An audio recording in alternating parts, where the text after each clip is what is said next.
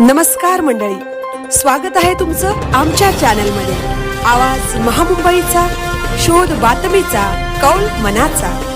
चला तर मग आमचे चॅनल लाईक करा, शेअर करा आणि सबस्क्राइब करा। धन्यवाद। मैत्रीच्या बहाण्याने अल्पवयीन मुलीवर लैंगिक अत्याचाराचा आरोप। म्हसळ्यात दोघांविरुद्ध गंभीर गुन्हा दाखल। म्हसळ्यात 16 वर्षीय अल्पवयीन मुलीवर मैत्रीच्या बहाण्याने लैंगिक अत्याचार केल्याचा धक्कादायक प्रकार समोर आला आहे।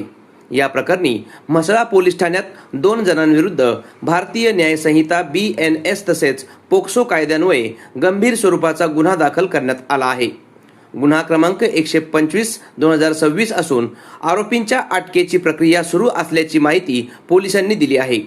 पोलिसांनी दिलेल्या माहितीनुसार पीडित मुलगी अल्पवयीन असल्याची माहिती आरोपी क्रमांक 1ला माहीत असतानाही त्याने मैत्री वाढून लग्नाचे आमिष दाखवल्याचा आणि त्यानंतर तिच्यावर वारंवार जबरदस्तीने लैंगिक अत्याचार केल्याचा आरोप आहे। या प्रकरणातील आरोपी क्रमांक 2 यानेही पीडित मुलीशी गैरवर्तन करून तिच्या अंगाला चुकीच्या हेतूने स्पर्श केल्याचा तसेच आरोपी क्रमांक 1ला या कृत्यास प्रोत्साहन दिल्याचा आरोप पोलिसांच्या फिर्यादीत करण्यात आला आहे। या प्रकरणातील घटनाक्रम म्हसळा परिसरातील विविध ठिकाणी घडल्याचे पोलिसांच्या नोंदीत नमूद करण्यात आले आहे। पीडित मुलीने 24 ऑगस्ट 2026 रोजी म्हसळा पोलीस ठाण्यात तक्रार दाखल केल्यानंतर सायंकाळी 5:23 गुन्हा नोंदवण्यात आला। या प्रकरणी भारतीय न्याय संहिता 2023 मधील कलम 64(2), 65(1) आणि 74 तसेच बालकांचे लैंगिक अपराधापासून संरक्षण अधिनियम पोस्को 2012 मधील कलम 4, 6, 8, 10, 12 व 17 या अन्वये कारवाई करण्यात आली आहे। BNS कलम 64 हे बलात्कारासंबंधी तर कलम 65 हे अल्पवयीन मुलीशी संबंधित अधिक गंभीर स्वरूपाच्या बलात्काराच्या तरतुदींशी निगडीत आहे। पोक्सो कायद्यानुसार 18 वर्षाखालील व्यक्तीला बालक मानले जाते।